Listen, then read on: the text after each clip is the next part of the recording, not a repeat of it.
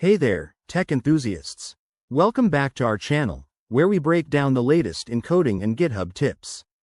Today, we're diving into something straightforward but crucial: how to delete a repository on GitHub in 2025.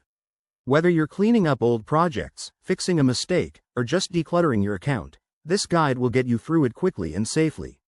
Let's jump right in. First off, make sure you're logged into your GitHub account. If you're not, head over to github.com and sign in with your credentials.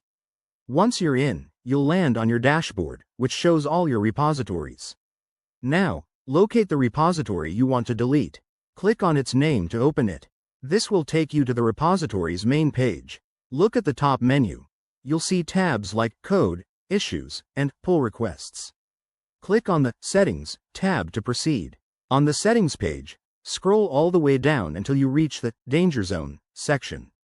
That's GitHub's way of warning you that you're about to do something irreversible. In this section, you'll see a button labeled Delete this repository. But hold on a second. Before you click, think carefully. Deleting a repository permanently removes all its files, issues, and history.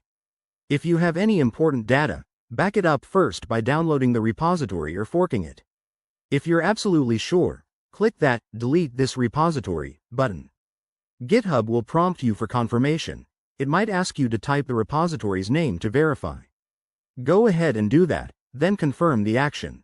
Poof! Your repository is gone. That's it.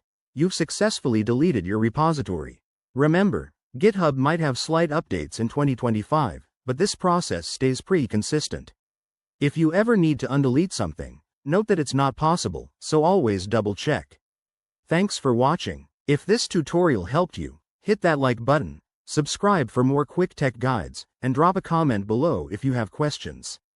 See you in the next video.